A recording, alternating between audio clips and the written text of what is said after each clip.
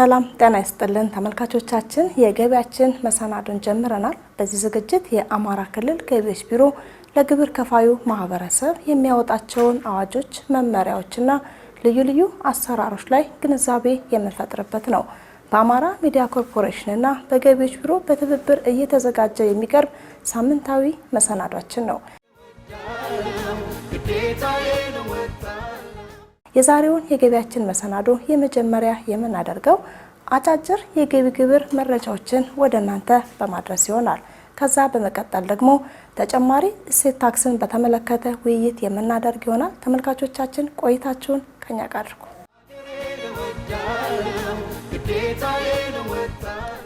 ጤና ይስጥልን ተመልካቾቻችን፣ አጫጭር የታክስ መረጃዎችን ወደ እናንተ የምናደርስበት ሰዓት ላይ ደርሰናል። በቀዳሚነት ወደምንመለከተው መረጃችን እናልፋለን።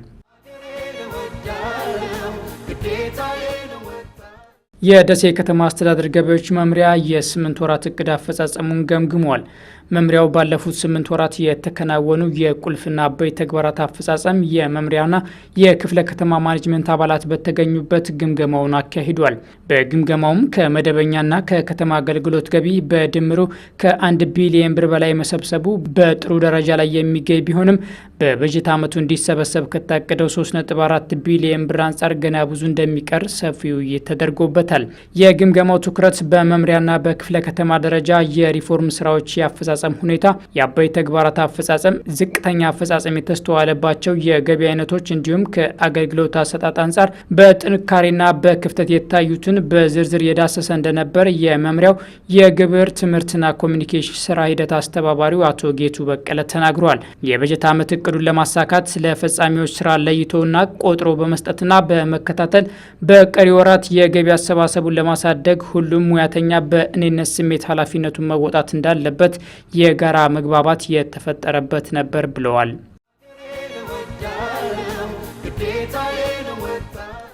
የኮምቦልቻ ከተማ አስተዳደር ገቢዎች መምሪያ ከ637 ሚሊዮን ብር በላይ ገቢ መሰብሰቡን አስታወቀ። መምሪያው በ2016 በጀት ዓመት ከመደበኛና ከከተማ አገልግሎት ገቢ በድምሩ ከ1.8 ቢሊዮን ብር በላይ ለመሰብሰብ አቅዶ እስከ የካቲት 22 2016 ዓ.ም ድረስ ከመደበኛና ከከተማ አገልግሎት ገቢ በድምሩ ከ637 ሚሊዮን ብር በላይ ወይም የእቅዱን 34.86 በመቶ መሰብሰብ መቻሉን የመምሪያው ኃላፊ አቶ ሙሐመድ ሰይድ ተናግረዋል። አቶ መሐመድ አክለውም በ2015 ዓ.ም በክልሉ ለአምስተኛ ጊዜ የተጠናው የቁርጥ ግብር ጥናት ተግባራዊ ለማድረግ ከአጋርና ባለድርሻ አካላት ከንግድ ምክር ቤት አመራሮች ጋር በትብብር ተሰርቶ የተሻለ ገቢ እየተሰበሰበ ይገኛል ብለዋል። የመምሪያው የገቢ አፈጻጸም በቀጣይ የተሻለ እንዲሆን ከሃይማኖት አባቶች፣ ከታክስ አምባሳደሮች፣ ከንግድ ምክር ቤት አመራሮች፣ ከተጽዕኖ ፈጣሪ ግለሰቦችና ከህዝብ ክንፍ አብይ ኮሚቴዎች ጋር ውይይቶች ይቀጥላሉ ብለዋል። መረጃውን ከአማራ ክልል ገቢዎች ድረገጽ አግኝተነዋል። እስማኤል አህመድ ነበርኩ። ከቀሪ የገቢያችን መሰናዶ ጋር መልካም ቆይታ።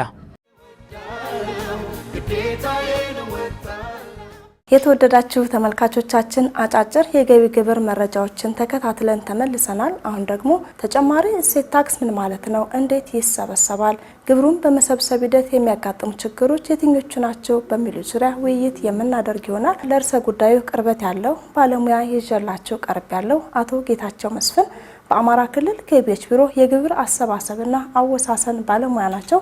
ከእሳቸው ጋር ቆይታ የምናደርግ ይሆናል። ውይይቱን እየመራሁ እኔ ሁሉባን ቻለኝ ከእናንተ ጋር ቆይታ አደርጋለሁ። ተመልካቾቻችን በድጋሚ ቆይታችሁን ከኛ ጋር አድርጉ። አቶ ጌታቸው ስለሚኖረን ቆይታ ከልብ አመሰግናለሁ። እንግዲህ የዛሬ የውይይታችን ርዕስ የሚሆነው ተጨማሪ እሴት ታክስን በተመለከተ ነውና ተጨማሪ እሴት ታክስ ስንል ምን ማለታችን ነው በሚለው ውይይታችን ጀምር። በጣም ጥሩ። ከስሙ እንደምንረዳው ተጨማሪ እሴት ታክስ ነው። በየደረጃው በሚፈጠር የተጨማሪ እሴት ላይ የሚጣል የታክስ አይነት ነው። ለምሳሌ ማለትም በየደረጃው በሚፈጠር እሴት ስንል በፍጆታ ላይ የሚጣል ነው። በገቢ ላይ አይደለም የሚጣለው።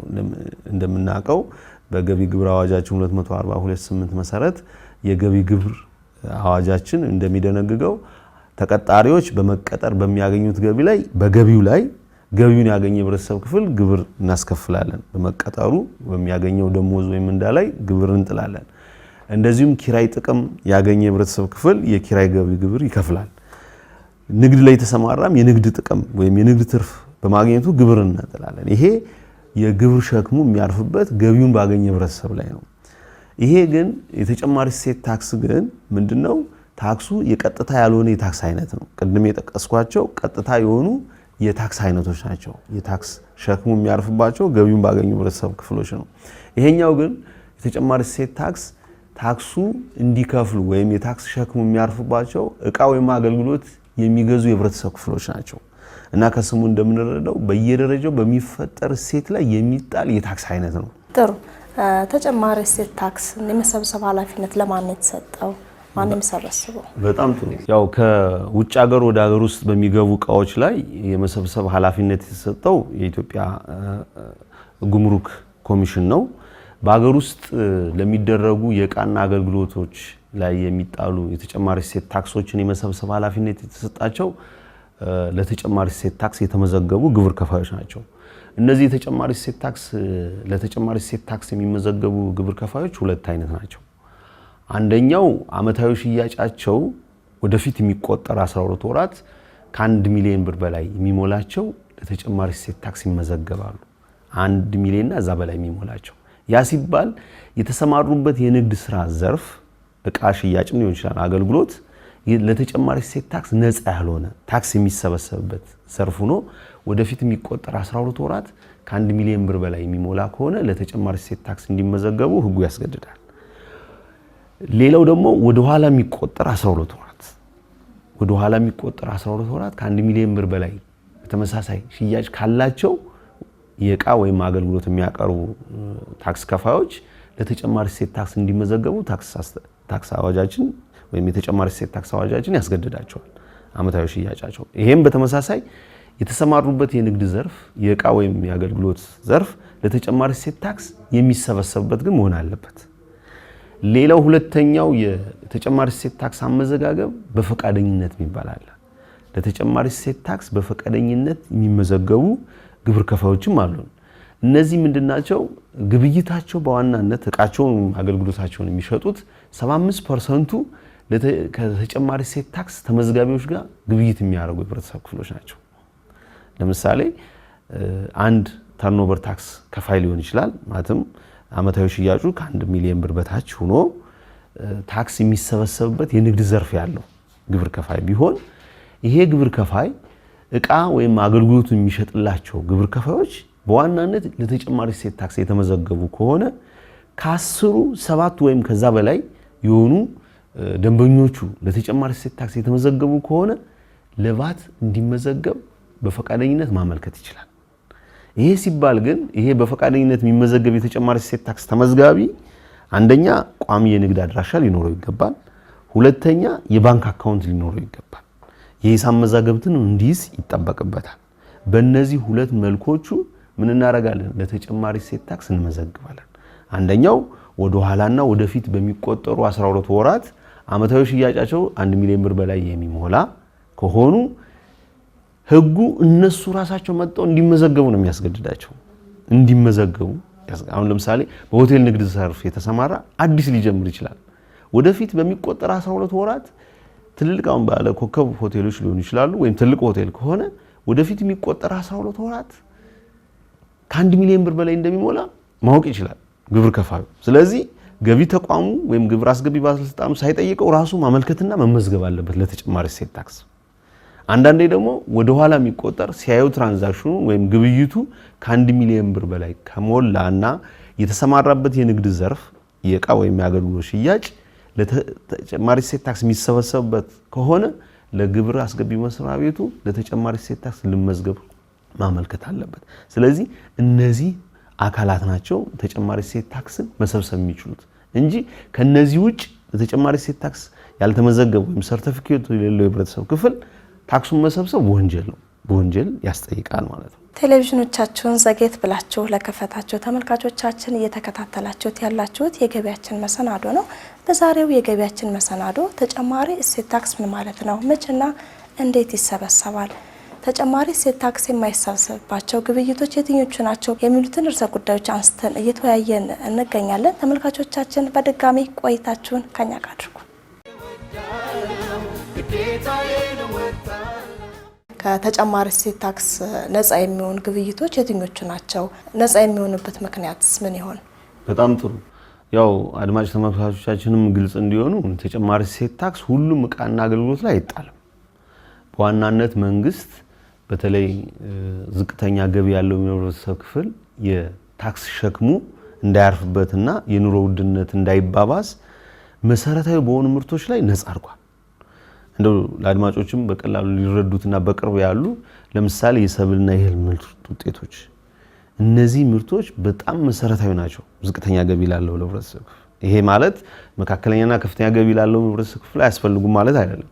ግን የታክስ ህጉ የታክስ ከለላ ወይም ጥበቃ ላይ ያደርግለት የሚፈልገው በዋናነት ዝቅተኛ ገቢ ያለው ህብረተሰብ ክፍል መሰረታዊ ፍላጎቶች፣ ለምሳሌ ዘይት አለ፣ ፓስታ አለ፣ ማካሮኒ አለ፣ ሩዝ አለ፣ እነዚህ ጤፍ እና መሰረታዊ የሆኑ ምርቶች ላይ መንግስት ምን አድርጓል? የተጨማሪ እሴት ታክስ ነፃ አድርጓል።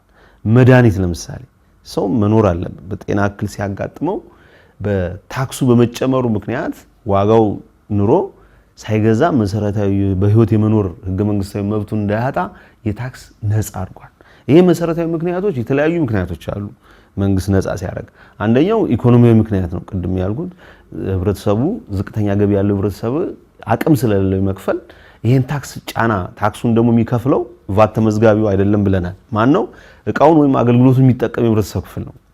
ስለዚህ እነዚህ ፍጆታዎች መሰረታዊ ናቸው። ሰው ዘይት መጠቀም አለበት፣ ስኳር መጠቀም አለበት፣ ጤፍ ስንዴ መጠቀም አለበት፣ መሰረታዊ ምርቶች ነው። ዱቄት መጠቀም አለበት። ህክምና የጤና እክል ሲያጋጥመው ደግሞ መድኃኒት መግዛት አለበት። እነዚህ በተጨማሪ እሴት ታክሱ ወይም በተርኖቨር ታክሱ ምክንያት እነዚህን መብቶቹን ማጣት የለበትም። ስለዚህ አንዱ ኢኮኖሚያዊ ነው። ሁለተኛው ማህበራዊ ምክንያቶችም አሉ። ሰው ማህበራዊ ፍጡር ነው፣ ይታመማል። ሲታመም እነዚህን መድኃኒቶች መጠቀም አለበት። በዚህ ታክስ ምክንያት የታክስ ጫናው እነዚህ መብቶችን እንዳያሳጣ በሚል በኢኮኖሚያዊ፣ ማህበራዊ፣ ፖለቲካዊ ምክንያቶች መንግስት ከታክስ ነፃ ማድረግ ስልት ይጠቀማል ማለት ነው። ስለዚህ በተለያየ ጊዜ በገንዘብ ሚኒስቴር ነፃ የማድረግ በአዋጃችን ተጨማሪ እሴት ታክስ አዋጅ ቁጥር 285/94 መሰረት ገንዘብ ሚኒስቴር ስልጣን ተሰጥቷል። እያየ መሰረታዊ ናቸው ኑሮ ውድነትን ያባብሳሉ ብሎ የሚለያቸውን በየጊዜው ይልክልናል። በዛ መሰረት በየደረጃው ለሚገኙ ግብር አስገቢ መስሪያ ቤቶቻችን እየላክ ነፃ እያረግን ነው ማለት። ማህበራዊና ኢኮኖሚ ጫናዎችን ለመቀነስ ከማሰብ ነው ነፃ የሚሆኑት ማለት ነው። ጥሩ። ምግብ ቤት ላይ ሆቴሎች ላይ በምንሄድበት ጊዜ ተጨማሪ እሴት ታክስ የሚከፈልበት አግባብ አለና መሰረታዊ ፍጆታዎች ላይ ደግሞ ነፃ ነው። እዚህ ላይ ያለውን ነገር ምን ትለኛለህ? ብዙም ጊዜ ጥሩ ጥያቄ ነው ያነሳሽው። ምንድነው እነዚህ ምርቶች ለምሳሌ ፓስታ፣ ማካሮኒ ማንኛውም ዜጋ ሄዶ ይገዛና ቤቱ አብስሎ ይበላል። እሱም መንግስት ነፃ አድርጓል። ነገር ግን እንዳልሽው ምግብ ቤት ላይ ሆቴል ላይ እነዚህ ፓስታ ወይም ማካሮኒ ተሰርተው ሲሸጡ ታክስ ይሰበሰብበታል። ሀገራት ወይም መንግስታት ተጨማሪ እሴት ታክስን ሲያስተዋውቁ ፍጆታን ለመቀነስ ነው፣ ታክስ ብቻ ለመሰብሰብ አይደለም። ለምሳሌ አንድ ተጠቃሚ ፓስታውና ማካሮኒውን ከገበያ ገዝቶ እቤቱ ማብሰልና መጠቀም ይችላል። ይሄን ነፃ ነው።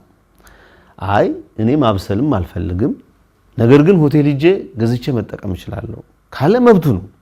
መንግስት እንደዚህ አይነት ውሳኔ የሚወስኑ የህብረተሰብ ክፍሎች ወይም ዜጎች ታክሱን የመክፈል ኃላፊነት አለባቸው። ፍጆታቸው ምን ማድረግ እፈልጋለሁ? ምግብ ቤት ወይም ሆቴል ላይ ሄደው ከሚጠቀሙ መጠቀም መብት አላቸው፣ ግን ታክሱን ክፈሉኝ። አይ በግላችሁ ሄዳችሁ አብስላችሁ ብትጠቀሙ እመክራለሁ፣ ታክስም ነፃ አረግላችኋለሁ። ፍጆታቸው ምን ማድረግ ነው? አላማው መቀነስ ነው። ያ ማለት ምግብ ቤትና ሆቴል ላይ መጠቀም የሚፈልግ ሰው ታክሱን የመክፈል ኃላፊነት ወይም ሸክሙ ያርፍበታል። በዛ መልኩ የሚገኘውን ገቢ መንግስት ለተለያዩ ለዜጎች የመሰረተ ልማትና የመልካም አስተዳደር ያውላል ማለት ነው። ተጨማሪ እሴት ታክስ በሚሰበሰብበት ጊዜ ምን አይነት ችግሮች ያጋጥሟቸዋል? ችግሮችንስ እንዴት ነው የምታልፏቸው? አዎ አንዱ የተጨማሪ እሴት ታክስ መሰረታዊ ችግር ጥሩ ጥያቄ ነው ያነሳሽው። የተጨማሪ እሴት ታክስ በጣም መሰረታዊ ችግሩ ያው ይሄን ታክስ ቅድም ለማለት እንደሞከርኩት የተጨማሪ እሴት ታክስ የሚመዘገቡ ግብር ከፋዮች ትልቅ ኃላፊነት ነው ያለባቸው። አደራ ያው በምድርም ያስጠይቃል፣ በሰማይም ያስጠይቃል። እና አንዳንድ ግብር ከፋዮች አብዛኛውን ቫት ተመዝጋቢ አይወክልም ታክሱን በአግባቡ ያለ መሰብሰብ ችግር አለ ወይም ሰብስበውም ያለ ደረሰኝ ሰብስበውም ወደ ግል ኪስ ያለ አግባብ መበልጸግ ፍላጎት ያላቸው አሉ እና አንዱ መሰረታዊ ችግር ግብይት ዕቃ ወይም አገልግሎት ሽያጭ ፈጽመው ያለ ደረሰኝ ግብይቱን ማከናወን ነው አንዱ መሰረታዊ ችግር ሁለተኛው ታክስ ከፋዮቹ ጋር የሚታየው ዕቃ ወይም አገልግሎት ግዢ ሳይፈጽሙ ዕቃ ወይም አገልግሎት ገዝተናል ስለዚህ ግብር አስገቢ መስሪያ ቤቱ ተመላሽ ሊመልስልን ይገባል ብለው የተሳሳተ ወይም ሐሰተኛ ሰነድ ይዞ መቅረብ አለ ማለትም ቀደም ለመግለጽ እንደሞከርኩት ታክሱ ከምርት ውጤት ታክስ ዕቃውን የሚሸጠው ወይም አገልግሎቱን የሚሸጠው አካል ቫት ይሰበስባል ከተጠቃሚው ላይ ዕቃ ደግሞ ሲገዛ ቫት ከፍሎበታል ስለዚህ አቀናንሶ ነው በልዩነት ያለውን ታክስ ተከፋይ ካለ ምርት ውጤት ታክሱ ከበለጠ ከግብአት ታክስ ተከፋዩን ለግብር አስገቢ መስሪያ ቤት ያስገባል እሱ ዕቃ ሲገዛ የከፈለው ብዙ ከሆነ ግብአት ታክሱ ማለት ነው የሰበሰባት ምርት ውጤት ታክስ ትንሽ ከሆነች ተመላሽ መንግስት ይመልሳል ስለዚህ አይደለም እነዚህ ሐሰተኛ የተጨበረበረ የግብአት ታክስ የሚጠይቁን አንዳንድ ግብር ከፋዮች ሁሉም አይደለም ምንድነው አይደለም ምርት ውጤት ታክስ ወይም ታክስ ተከፋይ ሊከፍላችሁ ተመላሽ ስጡን የሚሉ አሉ ያ ማለት ከመንግስት ሳጥን ያላግባብ ገንዘብ መውሰድ ማለት ነው ይሄ በስጋም ያስጠይቃል በሰማያዊ ህይወትም ያስጠይቃል እና እንዲህ አይነት ዝንባሌዎች አሉ ሌላው ህብረተሰቡ ደረሰኝ መጠየቅ ባህል ድክመት አለበት ዕቃ ወይም አገልግሎት ሲገዛ ለተጨማሪ እሴት ታክስ ከተመዘገቡ ግብር ከፋዮች ላይ ክፍያ ከመፈጸሙ በፊት ደረሰኝ ተቀብሎ ነው ምን ማድረግ ያለበት ክፍያ መፈጸም ያለበት ይሄን የሚዲያውም ኃላፊነት ነው የኛም ግብር አስገቢ መስሪያ ቤቱ መስራት ያለብን ያልሰራ ነውና በቀጣይ ምን ሰራው ብለን ያዝነው እሱ ነው ዕቃ ወይም አገልግሎት ሲገዛ ደረሰኝ መጠየቅ ባህሉ ዝቅተኛ ቢጠይቅ ግን ያ ግብይት ከእይታ አይሰወርም መንግስት ማግኘት ያለበትን ገቢም እንዲያገኝ ያስችላል አሁን እየሆነ ያለው ወይም ተጠቃሚው ከታክሱ ነፃ አልሆነም አልቀረለትም አንዳንድ ግብር ከፋዮች በደረሰኝ ነው ያለደረሰኝ ነው ይላሉ ግን ስህተት ነው እንደዛ ማለትም አይችሉም ዋጋ ማለት ተጨማሪ እሴት ታክሱን ጨምሮ ነው ዋጋ ማለት በእኛ ተጨማሪ እሴት ታክስ አዋጃችን መሰረት ማለት ነው እንጂ ዋጋ ተጨማሪ እሴት ታክሱን ሳያካትት ዋጋ የለም አድማጭ ተመልካቾቻችን በደንብ መረዳት ያለባቸው ያለ ደረሰኝ ከሆነ እቀንስልሃለሁ በደረሰኝ ከሆነ እጨምርብሃለሁ የሚለው ስህተት ነው እኛ በተገቢው ክትትል አድርገን ለማረጋገጥ ሞክረናል ያለ ደረሰኝ ከሆነ እቀንስልሃለሁ የሚለው ስህተት ነው የሚገርማችሁ የሚቀበሉ ከነተጨማሪ እሴት ታክሱ ያለውን ዋጋ ነው የውሸት አርቲፊሻል የሆነ ዋጋ ነው የሚነግሯቸው ደረሰኝ ከሆነ የሚሉት እንጂ ያለ ደረሰኝም ብለዋቸው ህብረተሰቡ ዝቅተኛ ገቢ ያለው ህብረተሰብ ስለሆነ አብዛኛው የሀገራችን ህዝብ ለዛ ይጓጓል ታክሱን ቢቀነስልኝ ብሎ ግን አይደለም በተጨባጭ ነው ክትትል አድርገን ያረጋገጥ ነው ምንድነው የሚያደርጉት ያለ ደረሰኝ ብለው እሺ ያለ ደረሰኝ ዝም ብለ ደረሰኝ ሳሰጠኝ ዕቃውን ወይም አገልግሎቱን ስጠኝ ይላል ግን ከነባቷ ናት ያቸው የሚቀበሉ ወይ ተጠቃሚው አልዳነም ወይ ለመንግስት አልገባም ግለሰቦች ያላግባብ ነው እየበለጸጉ ያለበት ስለዚህ ህብረተሰባችን ዕቃም አገልግሎትም ሲገዛ ደረሰኝ መጠየቅ ባህል ማድረግ አለበት አንደኛ ዕቃው ችግር ቢያጋጥመው በሸማቹ ጥበቃ አዋጅ መሰረት ዕቃው ጉዳት ደርሶበታል ችግር አለበት መልስልኝ ብሎ በ15 ቀን መመለስ ይችላል አገልግሎት ተጠቅሞ የጤና እክል ቢያጋጥመው ያ ወይም እክሉ የገጠመበትም ወደ ህግ አካል መድም ይችላል ደረሰኙን ሲያቀርብ ነው እንጂ እነዚህ ደረሰኞች ለመንግስት ብቻ ጥቅም አይደለም ህብረተሰቡ መጀመሪያ ተጠቃሚ ማን ነው አገልግሎት ወይ ዕቃ የገዛው የህብረተሰቡ ክፍል ነው ገቢውን ቢደረግ ደግሞ ነገ ለራሱ መልካም አስተዳደርና የልማት ስራ ነው የሚሰራው ስለዚህ ይሄን አድማጭ ተመልካቾቻችን በዚህ አጋጣሚ ግንዛቤም እንዲኖራቸው መልእክቴ ነው ግብርን በአግባቡ መክፈል ጤናማ የሆነ የኑሮ ልዩነት እንዲኖር ያደርጋል ብዬ አስባለሁ ማለት ደረሰኝ ሳይቀበሉ ሂሳብ መክፈል አለና ለጊዜው ቀላል ይመስላል ግን ማህበራዊ ልዩነቶችን ኢኮኖሚያዊ ልዩነቶችን እየፈጠረ ይመጣል ብዬ አስባለሁ ምክንያቱም ወይ ወደ መንግስት አልተጠቀም ግለሰቦች ኪስ ውስጥ ነው የሚገባውና ያ ነገር ደግሞ ዙሮ ማህበረሰቡን ነው የሚጎዳ የሚል እይታ አለኝ በጣም ትክክል በማህበረሰባችን መካከል የገቢ ሰፊ ልዩነት የሚፈጠረው አንዱ ታክስ ማያቀው ገቢ እየተፈጠረ ነው በመንግስታት ላይ የተለያየ ልዩነቶች ሊኖሩ ይችላሉ የትም ዓለም መንግስታት የሚባሉት ያለ ታክስ ሊኖሩ አይችሉም። በብድርና እርዳታ ከታክስ ገቢ በተጨማሪ በብድርና እርዳታ ነው። በብድርና እርዳታ ደግሞ የሚኖር ሀገር አይደለም። ስለዚህ ህብረተሰቡ ከምንም በላይ ወይ ከራሱ አልሆነ ለራሱ አልቀረረ ተቃው አገልግሎቱ ሲገዛ ኦር ለመንግስት ገንዘቡ ገብቶ ለመልካም አስተዳደር ወይም የልማት ስራዎች እንዲሰሩ መደረግ አለበት። ትምህርት ቤት ቢሰራለት፣ ጤና ኬላ ቢሰራለት እኮ ቅድሚያ የሚጠቀመው ማህበረሰቡ።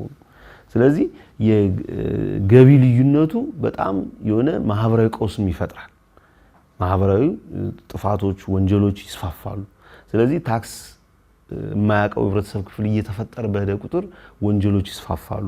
ያ ደግሞ ማንም በላይ የሚጎዳው ማነው? ህብረተሰቡ እንደሆነ ግልጽ መሆን አለበት። በዛሬው የገቢያችን መሰናዶ ተጨማሪ እሴት ታክስ ምን ማለት ነው፣ መቼና እንዴት ይሰበሰባል፣ ተጨማሪ እሴት ታክስ የማይሰበሰብባቸው ግብይቶች የትኞቹ ናቸው የሚሉትን ርዕሰ ጉዳዮች አንስተን እየተወያየን እንገኛለን። ተመልካቾቻችን በድጋሚ ቆይታችሁን ከኛ ጋር አድርጉ። አቶ ጌታቸው በጣም ጥሩ ቆይታ እያደረግን ያለ ነው። እስኪ ወደ ክልላዊ ሁኔታችን እንምጣና ተጨማሪ እሴት ታክስ እንደ አማራ ክልል ምን ደረጃ ላይ ነን፣ ምን አይነት ያሰባሰብ ሂደት ሳለው የሚለውን ደግሞ በጣም ጥሩ ቅድም ለመግለጽ እንደሞከርኩት ከመስከረም 1 1997 ዓ.ም ጀምሮ የፌዴራል መንግስቱ ለክልሎችና ለከተማ አስተዳደሮች ካወረደ ጊዜ ጀምሮ እኛም እየሰበሰብን ነው ከግለሰብ ግብር ከፋዮችና ከክልል የልማት ድርጅቶቻችን ላይ ማለት ነው። እና አሁን ባለው ተጨባጭ ሁኔታ 18257 የተጨማሪ እሴት ታክስ ተመዝጋቢዎች አሉ በክልላችን ማለት ነው። የተጨማሪ እሴት ታክስ ተመዝግበው ታክሱን እየሰበሰቡ ያሉት ላብነት የባለፈውን 2015 ስንወስድ ያቀድነው ወደ 7.7 ቢሊዮን ብር አቅደናል። የተጨማሪ እሴት ታክስ 7.5 ቢሊዮኑን ወደ 97%ን ማሳካት ችለናል። ይሄ ማለት ግን ተጨማሪ እሴት ታክስ በአግባቡ እየተሰበሰበ ነው ማለት አይደለም። በዚህም ችግር ውስጥ ሆኖ ይሄ ገቢ ተሰብስቧል። ይሄ ድርሻውን ስናይ ከአጠቃላይ 33 ቢሊዮን ብር አምና ሰብስበናል። 22.7% ድርሻ አለው ከአጠቃላይ ገቢው ማለት ነው። ነገር ግን ተቀጣሪው የከፈለው የሚገርማችሁ 37.8 ድርሻ አለው። ተቀጣሪው በመቀጠሩ በሚያገኘው ደሞዝና ምንዳ ላይ የከፈለው ገቢ ከፍተኛ ድርሻ አለው 37.8። ይሄ ከፍጆታ ላይ የሚሰበሰበው እንደምታዩት ህብረተሰባችን ቁጥሩ እየጨመረው የመግዛት አቅሙ በአንጻራዊነት መሻሻል ስላለ ከፍተኛ ፍጆታ አለ፣ ግን ታክሱ እየተሰበሰበ ያለው ዝቅተኛ ነው። ይሄ ማለት እንደ አማራ ክልል በጣም ዝቅተኛ ነው። 7.7 ቢሊዮን ብር አቅደ 7.5 ይሄን የሚያኩራራ አይደለም። ድርሻውም ዝቅተኛ ነው። በጣም ከፍተኛ ስራ መሰራት አለበት። አሁን የኛ መዋቅርን የሚሰበስቡት በተለይ እኛ ከዚህ ውስጥ አሁን ከፍተኛ ድርሻ የያዘ ከፌዴራል መንግስት የምናገኘው የጋራ ገቢ ያለ ድርሻችን ማለት ነው። እሱ ነው ከፍተኛ ቁጥሩ የያዘው። አሁን የዞኖችና የከተሞችን ወስደን ስናይ 2015 ላይ 1.4 ቢሊዮን ብር ነው ያቀዱት። ከዛ ውስጥ 2.4 ቢሊዮን ነው ያቀድነው። የሰበሰበው 1.4 ቢሊዮን አፈጻጸሙ 60%። ይሄ ማለት ከፍተኛ ከ40% በላይ አልተሰበሰበም። በእኛ አቅም ይሰበሰብ አብዛኛው ከማን ያገኘ ነው? ፌዴራል መንግስቱ ከፒኤልሲዎች ላይ ከአክሲዮን ማህበራቶች ላይ እየሰበሰበ የጋራ ገቢ ቀመር አለ። በዛ ቀመር የሚላክልን ነው ከፍተኛ ድርሻ ያለ እና ግብር አስገቢ መስሪያ ቤቱ ብቻም ሳይሆን ህብረተሰብ እንደ ህብረተሰብ ታክሱ ላይ እየሰራን እንዳልሆነ ያሳያል ማለት ነው። አሁን የ2016ን የቅርብ ጊዜ የ6 ወሩን ስናይ ወደ 13 ቢሊዮን ብር አቅደናል። ይሄ የፌዴራሉም የሚልክልን በጋራ ገቢ ቀመሩ መሰረት እንዳለ ሆኖ ማለት ነው ዝቅተኛ ነው እና እንደ ክልላችን ካለው ህብረተሰባችን ፍጆታ አኳያ የእቃም ያገልግሎትም አኳያ አሰባሰቡ በጣም ዝቅተኛ በጣም ችግር ያለበት ነው እና እንደ ህብረተሰብ መነጋገር አለበት። ህብረተሰቡ እቃም አገልግሎትም ግዢ በሚፈጽምበት ጊዜ ደረሰኝ መጠየቅ ባህል አለበት። ካልበለዚያ ግብር አስገቢ መስሪያ ቤት ብቻ ሄደን ደረሰኝ ቁረጡ አትቁረጡ ብለን በር ላይ በመቆም ብቻ ታክሱ ሊሰበሰብ አይችልም።